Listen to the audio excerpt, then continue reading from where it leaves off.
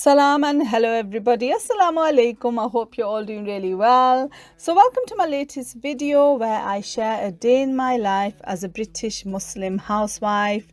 This particular day is one of my busier ones where I do the weekly grocery shop with my husband and the younger kids who are not in school yet. I also plan and prepare meals for the upcoming week. I thought it'd be really interesting to talk about life as a housewife in the UK, what it's like for me, and whether what we do all day is just watch Netflix. I do love a bit of Netflix, but sadly I can't just sit around all day watching it. I have personally built systems and routines to make my life as a housewife a little bit more manageable and enjoyable.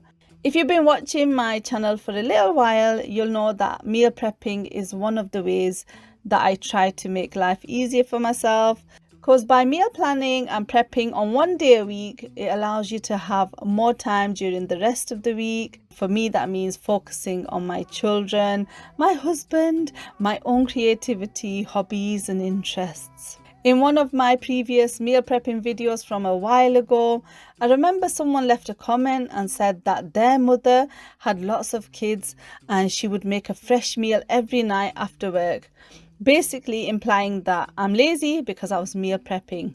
But I believe it's not a crime as a housewife to not want to spend any free time in the kitchen, so I like to cut corners and save a little bit of time where I can.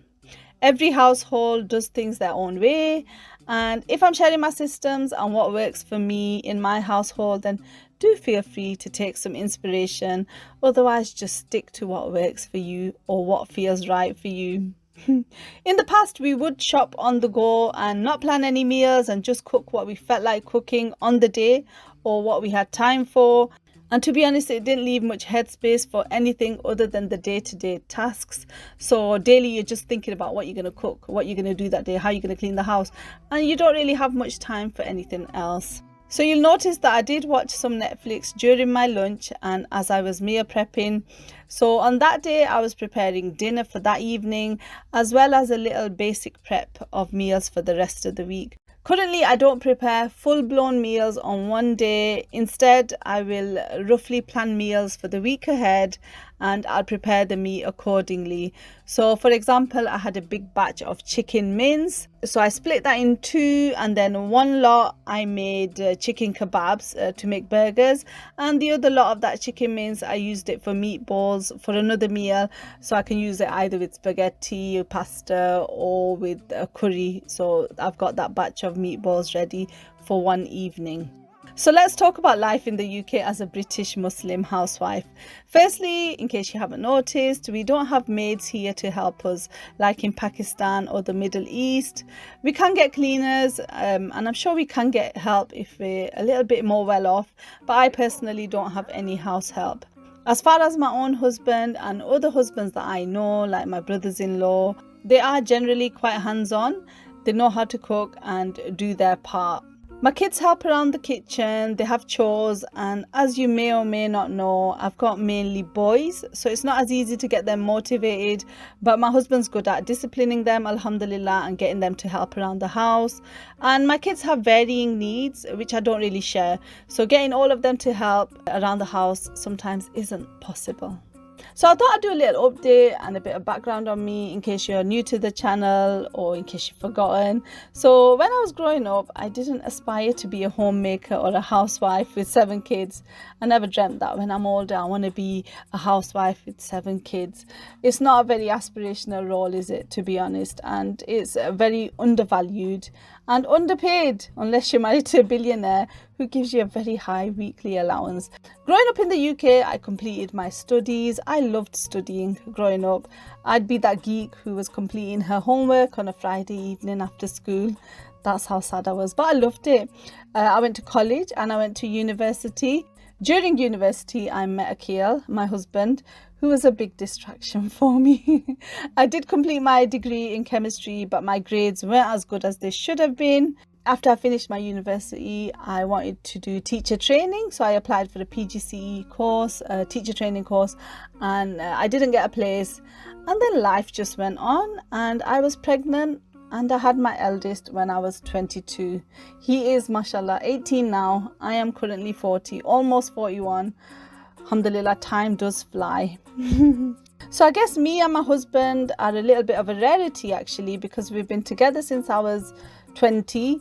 I'm 40 now, and we've got 7 kids together, mashallah. He's the dad of all of them, although throughout the years I've had people ask whether they're all mine, the kids, or if they're all his, because they don't all look alike. Some of them have got more Asian features, some have got more African features. That's what happens when you mix 2 cultures and races.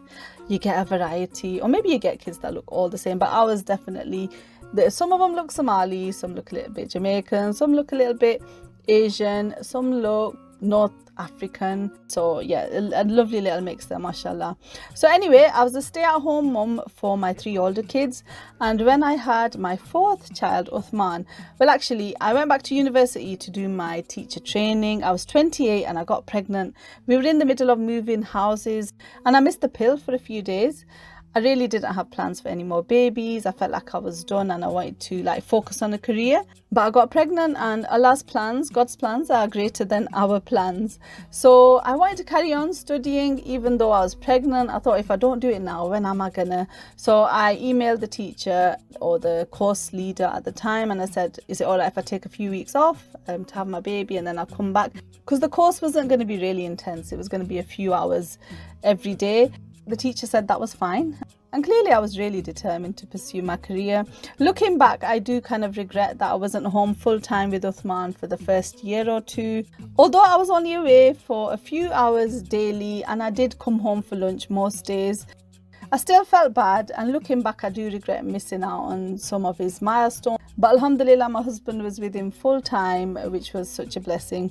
So I qualified as a maths teacher, and from then I mainly did supply teaching, so not full-time teaching.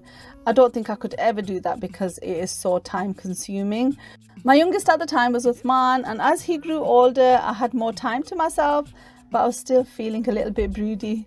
And the rest of my parenting journey is available on YouTube, my birth stories for Ayub, Harun, Nusayba. But to summarize, I've had 2 boys and a girl since, so 7 kids in total, mashallah.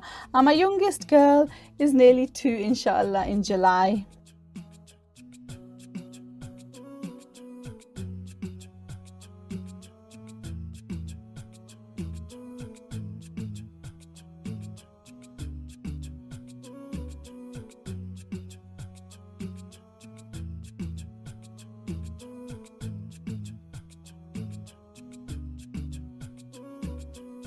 So I'm currently a full-time stay-at-home mom and a housewife who is a YouTuber on the side.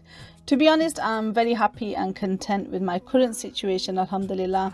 I'm happy that I don't have to get ready for work every day, and I do like to watch Netflix while doing my daily chores. And yes, they are chores and it is work.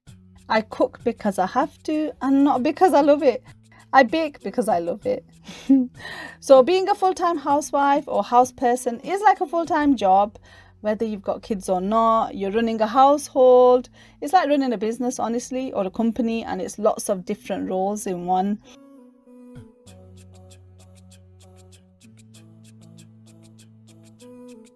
Funnily enough, I was just listening to an audiobook on Audible, and I got a 30-day free trial. I'll put a link in the description. You should be able to get the free trial as well. And this is not sponsored or an ad, even though it really does sound like it, doesn't it? So I chose the book for my free credit that you get if you get the free trial. I chose the book Atomic Habits by James Clear, and it's just about changing small habits to change your life. And he gave one example about changing your mindset. So if you've got a task, instead of thinking, I have to do this, instead you should think, I get to do this. So as a homemaker, I should be saying, alhamdulillah, that I get to be a homemaker or a housewife. I get to feed my family and look after them, and I can stay in the comfort of my own home. Your mindset really does make a difference in your attitude to life, doesn't it?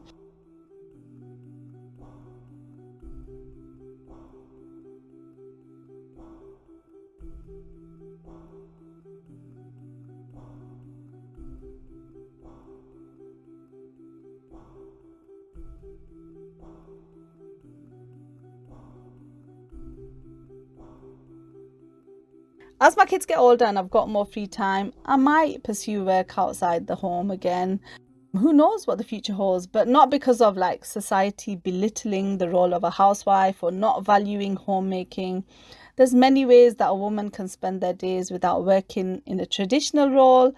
And we are half of society, aren't we, us women? And we've got so much to offer, especially, I think, to create healthy and happy communities. I think we are really key in that.